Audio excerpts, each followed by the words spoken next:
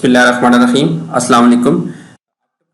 Digital जो एवेंसियन की जो है वो सब्सिडरी कंपनी है, वो भी अपना आईपीओ लॉन्च करने जा रही है। नेक्स्ट मंथ में जो है वो इसकी बुक बिल्डिंग स्टार्ट हो जाएगी। एवेंसियन के बाद जो है वो कोई आईटी की कंपनी होगी जो कि पाकिस्तान स्टॉक एक्सचेंज में लिस्ट होगी। तकरीबन 7 से 8 साल पहले जो है वो एवेंसियन जो है वो लिस्ट हुई थी।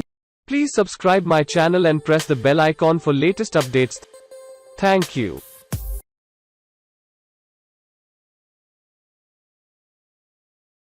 ऑक्टोपस डिजिटल जो है वो 29 दिसंबर 2017 को जो है वो एवेंसियन डिजिटल प्राइवेट लिमिटेड के नाम से जो है वो बनी। बाद में 5 अप्रैल 2019 को इसका नाम चेंज करके ऑक्टोपस डिजिटल प्राइवेट लिमिटेड रखा गया।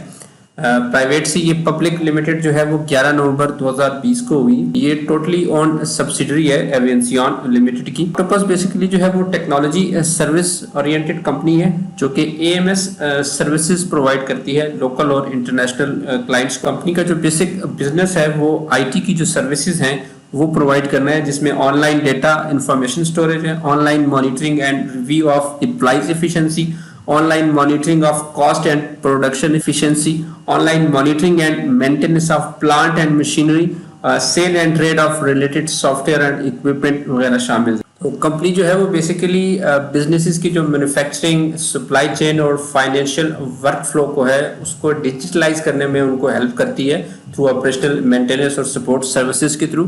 इनका जो बिजनेस मॉडल है वो फिक्स्ड कॉस्ट, टाइम या मटेरियल बेस्ड नहीं है, ये सब्सक्रिप्शन बेस्ड इनका मॉडल है। मल्टी ईयर्स के इनके कॉन्ट्रैक्ट्स होते हैं जो और मंथली बेसिस पे जो है वो ये अपने क्लाइंट्स को चार्ज करते हैं अपनी सर्विसेज के थ्रू। एएमएस के अंदर जो ये सर्विसेज प्रोवाइड कर रहे हैं उनमें सर्विस एग्रीमेंट्स हैं, अपग्रेड्स वाया एसएसआईपी है, टेक्निकल ट्रेनिंग्स हैं और इमरजेंसी सपोर्ट वगैरह शामिल। इसकी पेरेंट कंपनी एवीएन के बारे में बात करें तो वो 26 मार्च 2003 को बनी प्राइवेट लिमिटेड और 2008 को जो है वो ये पब्लिक लिमिटेड कंपनी बनी।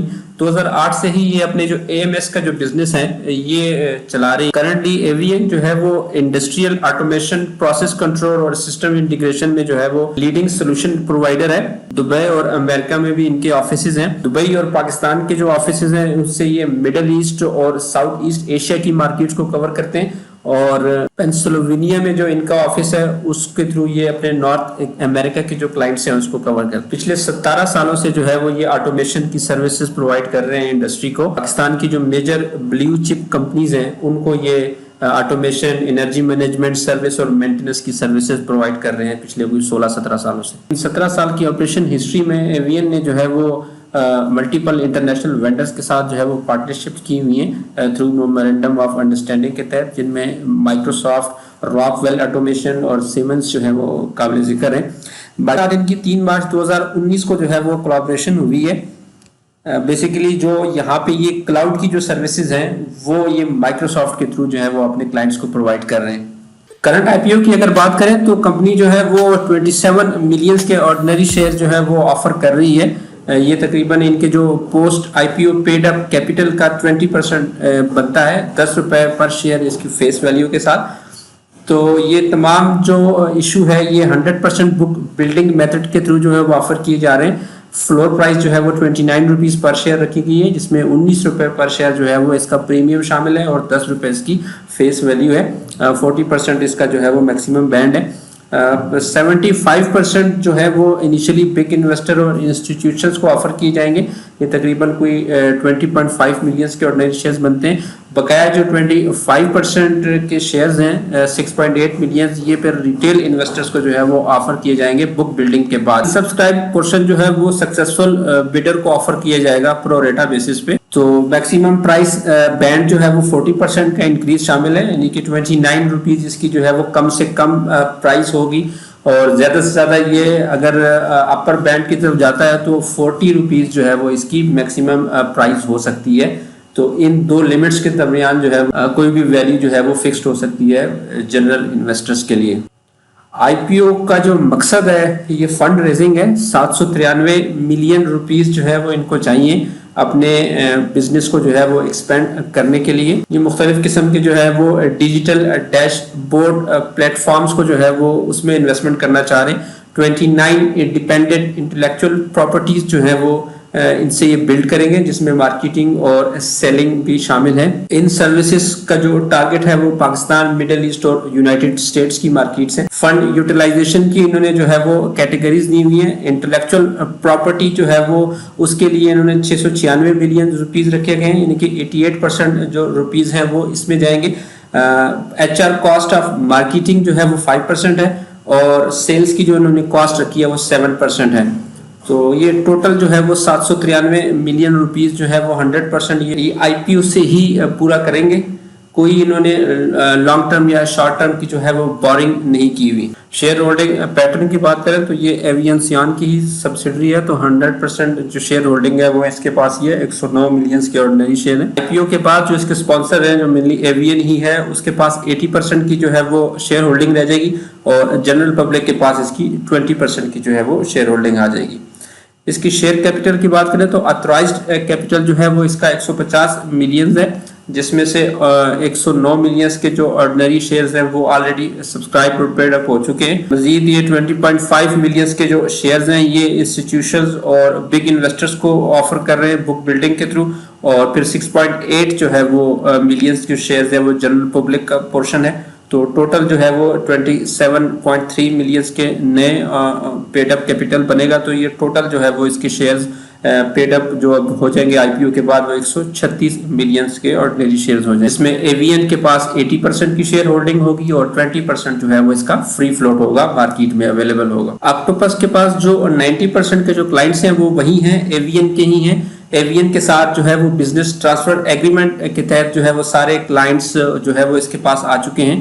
तो एवियन के जो क्लाइंट्स थे उसका टोटल रेवेन्यू जो है वो तकरीबन 513 मिलियन रुपीस का है, और जो ऑक्टोपस के अपने क्लाइंट्स हैं, कस्टमर हैं, उसका जो रेवेन्यू है वो 35 मिलियन रुपीस का है। तो ये टोटल ओवरऑल जो है वो 549 मिलियन का जो है वो रेवेन्यू इकट्ठा होता है। ये AMS इनकी जो सर्विसेज हैं, ये टोटल रेवेन्यू का जो 15% है वो इनका जो Elegantia hospitality and facilities management services है वहां से आता है। उसके बाद दूसरा इनका बड़ा जो क्लाइंट है वो Engro polymer and chemicals limited है, जो 6.52% कंट्रीब्यूट करता है रेवेन्यू में।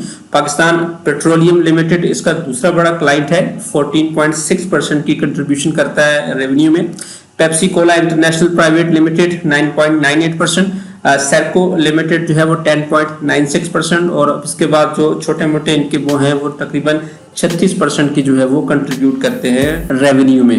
513 मिलियन का जो रेवेन्यू इकट्ठा होता है उसमें पाकिस्तान से जो इनके क्लाइंट्स हैं वहां से इनको 36% मिलता है, दुबई से ये 47% और कतर जो है वो 17% कंट्रीब्यूट करता है रीजन वाइज। डायरेक्ट अगर सेक्टर की बात करें तो पाकिस्तान स्टॉक एक्सचेंज में कोई ऐसी कंपनी नहीं है जो डायरेक्ट जो है वो इस तरह की सर्विसेज प्रोवाइड करती हैं, लेकिन चूंकि बिंग IT कंपनी जो है वो इन्होंने अपने जो IT की जो बाकी कंपनीज हैं उसके साथ जो है वो कंपेयर करके एक टेबल सा दिया है जिसपे नेटसोल्ट, TRG, सिस्टम, एवियन, सियान के साथ इसने जो है वो अपनी वैल्यूएशंस की है। फ्री फ्लोट के लिहाज से जो है वो ऑक्टोपस ही सबसे कम है, 20% की जो है वो फ्री फ्लोट है।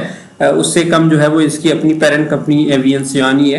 PE के हिसाब से TRG के बाद जो है वो इसकी सबसे कम PE बन रही है, 15.21 PE बनती है, जबकि TRG की जो है वो सबसे कम है इस सेक्टर में 13.17। बुक वैल्यू जो है वो इसकी भी 11.92 है। EPS जो है वो इसकी नेटसोल के बराबर है, ₹1.91 जो है वो इसकी EPS है, नेटसोल की भी इतनी EPS है। रिटर्न ऑन इक्विटी के लिहाज से जो है वो ये चौथे नंबर पे है, 16% इसका रिटर्न ऑफ इक्विटी बन रहा है। रिटर्न ऑफ एसेट जो है वो 15%। ग्रॉस प्रॉफिट और नेट प्रॉफिट परसेंटेज के लिहाज से जो है वो ये सेक्टर में टॉप पे बन रहा है। ग्रॉस प्रॉफिट परसेंटेज जो है वो इसकी 92% है, जबकि नेट प्रॉफिट की जो है वो इसकी 75% बन रही है। तो नीचे डिस्क्रिप्शन में जो इसका अभी फिलहाल इनिशियल जो इसका ड्राफ्ट था वो लिंक अवेलेबल है, वहां से आप इसकी डिटेल जो इसके फाइनेंशियल्स हैं या इसके जो रिस्क वगैरह है वो आप देख सकते हैं। शरिया कंप्लाइंट की अगर बात करें तो मुझे फिलहाल ड्राफ्ट में जो है वो इसकी कोई नजर नहीं आया शरिया कंप्लाइंट के हवाले से इन्होंने कोई वर्किंग वगैरह शो की हो। मे भी शायद ऑफिशियली ये अपना प्रॉस्पेक्टस शायद ये कब सितंबर को इशू करे तो उसमें शायद ये वर्किंग हो। और चूंकि एवियन जो इसकी पेरेंट कंपनी है वो रिसेंट रिव्यू में जो है वो शरिया कंप्लाइंट में आ चुकी है, लेकिन अभी इस पार्टिकुलर ऑक्टोपस डिजिटल का फिलहाल इन्होंने इस डॉक्यूमेंट्स में मेंशन नहीं किया। मे भी जो इसका बुक रनर है BMA हाउस जो है वो जब इसकी एडवर्टाइजमेंट करेगा, जब बुक बिल्डिंग स्टार्ट होगी तो फिर शायद वो थोड़ा क्लियर करे कि ये शरिया कंप्लाइंट है कि नहीं है।